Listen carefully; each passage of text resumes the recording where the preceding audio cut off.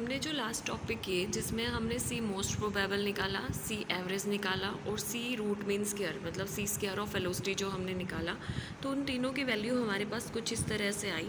और तीनों के अंदर हमने एक मेन चीज़ देखी कि वो सब टेम्परेचर पर डिपेंड करती हैं और इन्वर्सली वो मास पर डिपेंड करती हैं। ठीक है, जब आप इन तीनों का रेशो निकालोगे तो इनका रेशो आएगा √2 रेशो √8/पाई रेशो √3। तो इस तरह से आप देखोगे कि सी रूट मीन स्क्वायर वेलोसिटी सबसे ज़्यादा होती है, उससे कम मीन वैल्यू होती है और सबसे कम most probable speed of light होती है या पार्टिकल्स होते हैं। नेक्स्ट आपका टॉपिक है experimental verification of Maxwell distribution of speed. इसके अंदर हम दो मेथड करेंगे, स्टर्न मेथड और एक दूसरा मेथड और होगा। दोनों मेथड में से कोई एक टॉपिक ज़रूर पूछा जाता है एग्ज़ाम में, और ये दोनों ही ऐसे मेथड हैं जो कि यूज़ करते हैं हम directly to verify the law, जिनको हम स्पीड डिस्ट्रीब्यूशन लॉ को वेरीफाई करने के लिए यूज़ करते हैं। ठीक है, तो सबसे पहले अगर हम बात करें स्टर्न मेथड की, स्टर्न मेथड के अंदर देखो सबसे पहले अपरेटस बनाना ज़रूरी है। स्टर्न मेथड में हम यूज़ करते हैं मॉलिक्यूलर बीम्स का, और मॉलिक्यूलर बीम्स को हम कुछ इस तरह से एक ओवन लेते हैं, उसके अंदर सीजियम नाम का मटेरियल रखते हैं और उसको हम गर्म करते हैं। जब गर्म करते हैं तो सीजियम के पार्टिकल जो हैं इवेपोरेट होकर पास होने स्टार्ट हो जाते हैं। हम एक स्लिट एस यूज़ करते हैं और हम यहाँ पर एक कॉलम यूज़ करते हैं W जहाँ पर यहाँ स्लिट एस से आने वाले पार्टिकल्स को हम ऑब्जर्व कर सकते हैं। ठीक है, तो सबसे पहले क्योंकि हमने कहा in this Stern method we use molecular beam, तो मॉलिक्यूलर बीम क्या होती है वो आपको पता होना चाहिए। हमने कहा molecular beam is a beam of neutral molecules moving in vacuum with thermal velocities and free from collision. मतलब मॉलिक्यूलर बीम एक ऐसी बीम है जो कि न्यूट्रल मॉलिक्यूल से मिलकर बनती है और जिसको हम वैक्यूम के अंदर ट्रैवल करवाते हैं। और वैक्यूम के अंदर ट्रैवल करवाने का मतलब क्या होता है कि हम उन बीम पार्टिकल्स के बीच में किसी भी तरह का कोई कोलिजन नहीं चाहते। ठीक है, अब हमने कहा to get the molecular beam, क्योंकि आप इस टॉपिक में यूज़ कर रहे हो मॉलिक्यूलर बीम, तो आप उन मॉलिक्यूलर बीम्स को ऑब्टेन कैसे करोगे। तो हमने कहा to get the molecular beam gas molecules are allowed to escape from a narrow slit of container. हमने कहा कि यहाँ पर ये जो आपने सीजियम के गैसेस मॉलिक्यूल लिए हैं इनको आप एक नैरो स्लिट से पास होने के लिए अलाउ करोगे, विच pressure is kept very low of order of 10⁻⁸ millimetre. इस ओवन के अंदर जो आपने प्रेशर सेट किया वो 10⁻⁸ मिलीमीटर तक आपने लोअर रखा। ठीक है, now beam flies on slit and then on tungsten wire W। यहाँ से जो बीम है वो आपकी फ्लाई ऑफ करेगी और W आपने एक टंगस्टन वायर यूज़ की है जिसके ऊपर आप इन मॉलिक्यूलर बीम्स के स्पॉट को ऑब्जर्व कर सकते हो। हमने कहा when CS strike tungsten wire they get ionised. जब ये सीजियम मॉलिक्यूल इस टंगस्टन वायर से टकराएंगे तो आपको यहाँ पर कुछ आयोनाइज सीजियम एटम प्रोड्यूस होंगे। They re-evaporate and are collected by negatively charge cylinder surrounding. और इस टंगस्टन वायर के चारों तरफ हम एक नेगेटिवली चार्ज टंगस्टन वायर का यूज़ करते हैं।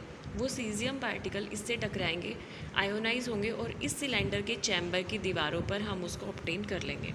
ठीक है, ये जो आपको आयोनाइज्ड मिले हैं caesium atom on striking with the tungsten wire, तो हमने कहा ion current give number of caesium atom striking the wire पर सेकंड। यहाँ पर इस वायर से टकराने से जो आपको आयोनाइज्ड पार्टिकल मिले हैं, जब वो आयन से वायर के थ्रू पास होंगे तो आपको क्या मिलेगा, आयन करंट मिलेगा।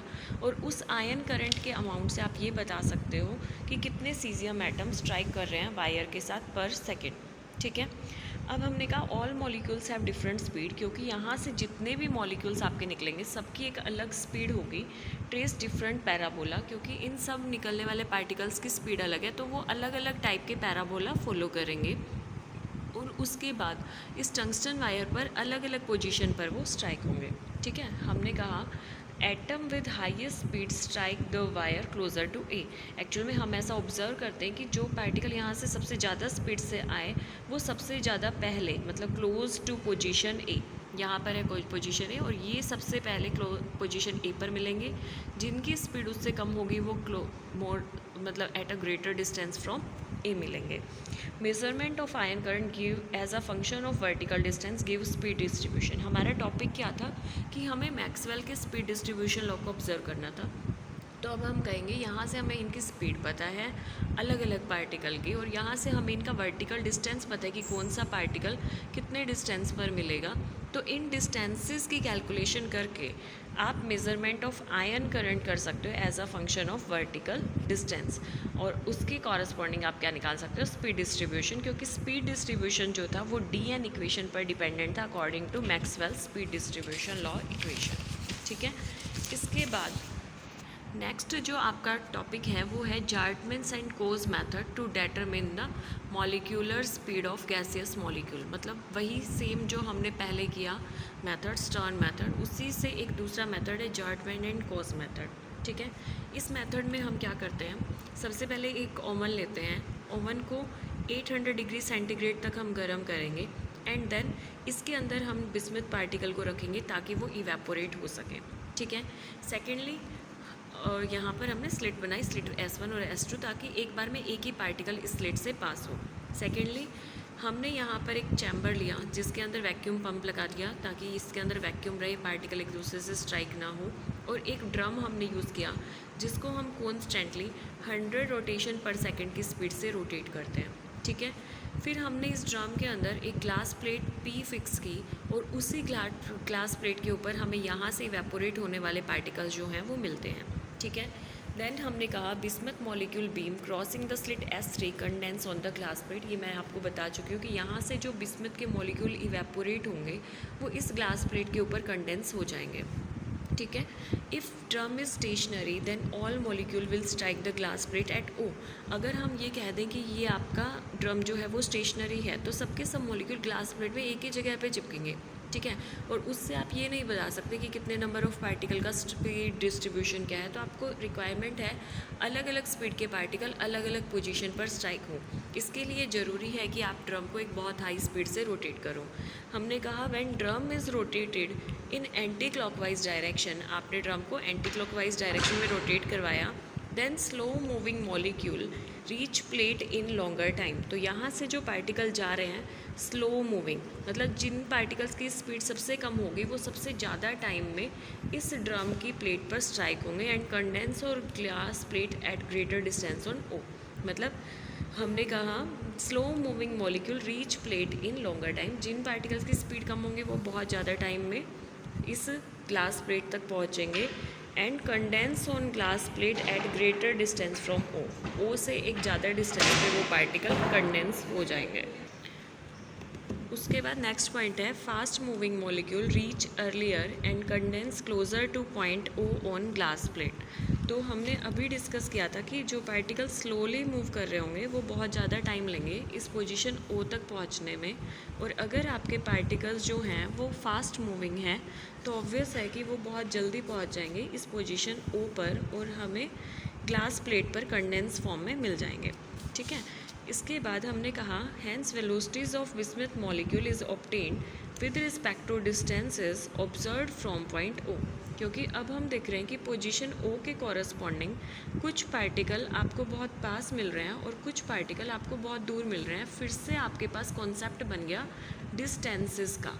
ठीक है, और अगर आपको ये पता है कि कौन से पार्टिकल O पोजीशन के कितना पास हैं और कितना दूर हैं, उसके कॉरस्पॉन्डिंग आप वेलोसिटीज़ को ऑब्टेन कर सकते हो। ठीक है, फिर हमने कहा whole system is enclosed in a vessel in vacuum so that no collision occur. हमने ये पहले ही डिस्कस किया था कि हम अपने इस पूरे सेटअप को एक वैक्यूम पंप से कनेक्ट करेंगे ताकि यहाँ एक वैक्यूम क्रिएट हो। और वैक्यूम क्रिएट होने का फ़ायदा क्या होगा कि पार्टिकल्स जो आ रहे हैं वो आपस में एक दूसरे से टकराएंगे नहीं। एक दूसरे से ना टकराने का मतलब उनकी काइनेटिक एनर्जी में कोई चेंज नहीं होगा।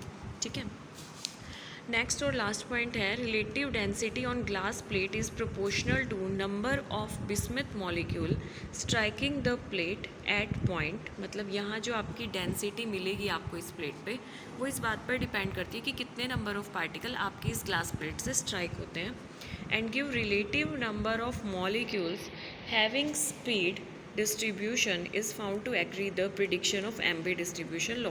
इस मेथड से अब आपने यहाँ पर जो वर्टिकल डिस्टेंसेस कैलकुलेट करके स्पीड डिस्ट्रीब्यूशन को कैलकुलेट किया, हमने देखा कि वो 100% मैच होता है Maxwell Boltzmann distribution law of speeds के कॉरस्पॉन्डिंग। ठीक है।